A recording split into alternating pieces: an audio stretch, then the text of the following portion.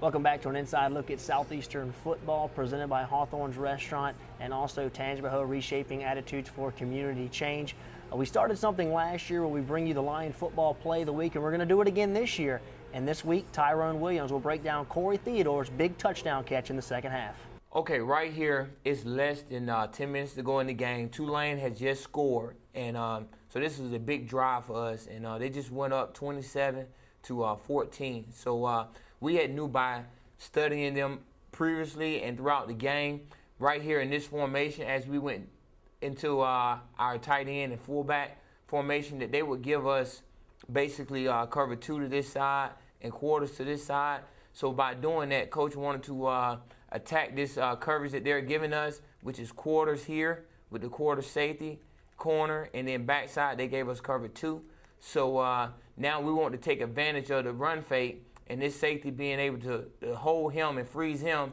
And now basically we got one-on-one coverage outside here, Corey and this corner. And also with this corner, we had done a good job throughout the week emphasizing, Coach Lucas had emphasized that we were going to run him in the dirt.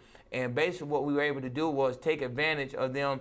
We ran them up and down the field. We blocked them, and they had to change corners. So this is actually a backup corner that's out here. So what we did was we ran a stutter on him, basically a double move, which we want to sell the comeback, which we can clean that route up.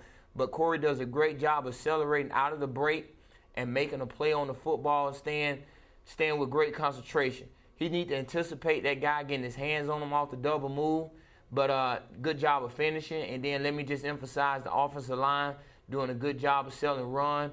The quarterback does a great job of sticking in the pocket, really selling his feet and just throwing a ball that we can make a play on. Great job by the offense, Coach Rudolph, and the rest of the staff. Coach, this was a huge play in the ball game. You fell down behind 27-14, but then you come right back in the big touchdown pass to Corey Theodore in the fourth quarter. Corey has really made a lot of improvement. Had a great camp. The weight room has been good. You know, Corey's always been able to run fast, but he's much more physical now. And it was a great play call by Alan Rudolph and execution on the play-action pass. Coach mentions Alan Rudolph, the new offensive coordinator here in 2010. Well, Alan Rudolph has been the offensive line coach, so had to hire somebody to come in here and work with the quarterbacks. And this year in 2010, the quarterback coach is Art Asselta. Let's meet him. Art Asselta played as a quarterback and ever since has coached quarterbacks. So when former offensive coordinator Tommy Condell headed up north and current offensive coordinator Alan Rudolph took over the reins of the offense, it was obvious that the Lions needed a man to work with the quarterbacks and thus entered Art. And everybody's been great here, so it's a pretty easy transition. You know, as a kid, my dad coached. We bounced around from place to place, so it's kind of easy, you know, transitioning after growing up and living in California and Canada and all those other places. Asselta has actually spent time on a staff with Alan Rudolph, so he knows how Alan likes to coach and what to expect from the system. The two were together for 2 years when they were on the UL Monroe staff. It's been a great transition for me. Alan's a great coach and a great guy, most importantly, and we worked together well. Asselta takes over with 5 quarterbacks on the active roster, but one thing the Lions quarterback lacked upon his arrival was a quarterback with a lot of playing experience. So Asselta threw the boys into the fire to see who was ready to play. We try to put him in as many game-type situations as we can to get all of them ready, because Tyler didn't have much experience. Fans love to see an open-air attack and loves it when passes for touchdowns are completed. But Asselta knows that while that's fun for the fans, it's actually a more balanced attack of run and pass that wins games. Through my experiences as a player, as a coach, when we had our best teams, we were able to do both. Coach, here in 2010, a new starting quarterback with Tyler Beatty and also a new quarterback coach. Talk about what Art's meant to your staff. Well, with Tyler and BJ, our quarterbacks, you know, they haven't had a lot of snaps. They're very talented young men. Felt like I needed to hire a quarterback coach with 2 things. Number one, who had played quarterback, has been under the center, taken the snaps, read the coverages, made the throws.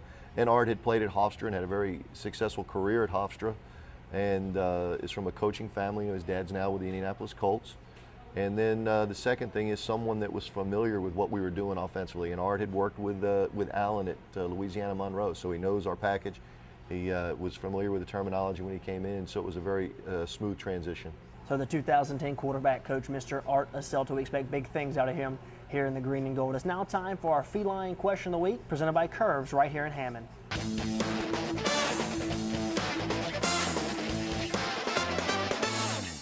Hi, Coach Lucas. This is Leslie Bowie from Fe-Lions. I was wondering, are there any differences for you and your team playing in the Superdome rather than in an open stadium like Southeastern? Well, Leslie, as we prepared for that football game in the Dome, there's a couple things we had to take into consideration. The lighting is one thing. You know, especially in the Dome, there's that ring of lights around the top that makes a big difference to our punt returners when they look up and they can get the lights in their eyes. So we had to address that with our guys and get there a little early pre-game to catch some punts. One of the positive things is it's air conditioned and we didn't have to play outside the 90-degree heat. So it has its pluses and it has its minuses, but anytime we can play in the Dome, our kids get really excited about going down there and playing in the home of the Saints. So we want to thank Leslie and also Curves right here in Hammond for being a part of the Feline Question of the Week on Inside Southeastern Football. Let's take a break. When we come back, we're going to take a look at the UT Martin Skyhawks, who the Lions will play this weekend. You're watching Inside Look at Southeastern Football, presented by Track and also Hawthorne's Restaurant right here on University Avenue.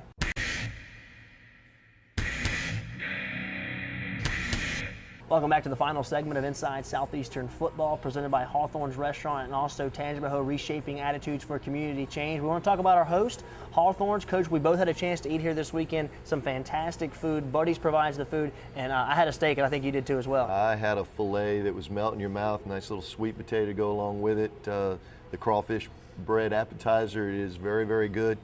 You folks need to come out and look at the surroundings here in Hawthorne. They got the big screen TVs, the 15 square foot projection television for all the ball games. It's a great atmosphere for watching your favorite sports teams. And Coach, talking about this past weekend, we're going to take a look at the Southland Conference scoreboard. Some interesting scores, some teams playing up, some teams playing down, but an interesting scoreboard in week one in the Southland. Well, everyone in our league has to play those money games. You know, the FCS teams playing against the bowl subdivision teams, and you know, there were some pretty high scoring affairs. You know, Texas State gave up a bunch of points to Houston. Stephen F. gave up a lot of points to Texas A&M. I think Stephen F. had some major injuries in that game also. Northwestern against Air Force was a lopsided score. McNeese and Central Arc were really the only two teams with victories this week. So then we'll see how things shape up going into next weekend. All right, Coach. Well, this weekend the UT Martin Skyhawks come to town. They took on Tennessee, a lopsided score there, but that's an SEC opponent on the road. What do you expect out of these guys? And talk about the home opener. Well, we need everybody to be there. People in Hammond and the surrounding area ought to be excited about Southeastern football. We are a much better football team. We need everyone to be there, students included, on Saturday night at 6 for the kickoff. UT Martin is from the Ohio Valley Conference. It's a very important game for us because the Ohio Valley Conference is another FCS conference that gets an automatic bid to the playoffs. So this is an opportunity for us to get national recognition, to get votes in the poll with a victory, you know, those kind of things to get in the playoffs. So it's very, very important for us. The head coach of UT Martin is Jason Simpson. Jason is an outstanding offensive mind, and you'll see a lot of different things from them. A couple of Steve McNair's nephews, one playing quarterback and one playing tailback, so very athletic, skilled positions. Well, we're going to remind you to come out there this Saturday night, 6 o'clock, and watch the Lions take on UT Martin Skyhawks at Strawberry Stadium. Very important for a good home crowd for the home opener. We also want to remind you that every Sunday night we're going to be here taping the Mike Lucas Coaches Show. And we want to remind you, look back here, all these seats that are empty, we want those to be filled next week as we tape the show here. And we also want to remind you that our other sponsor, Track, is telling you to not drink and drive this football season. So that's going to do it for us. For Coach Mike Lucas, I'm Alan Waddell. We will see you next week.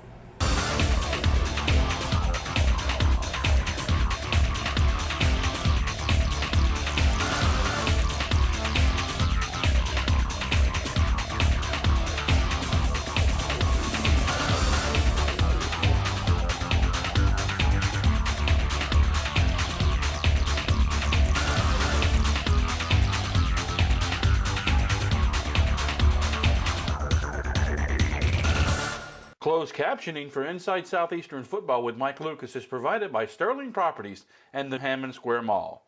Located just off I-12 on Highway 51 Business, Hammond Square Mall has over 90,000 square feet of retail space and includes such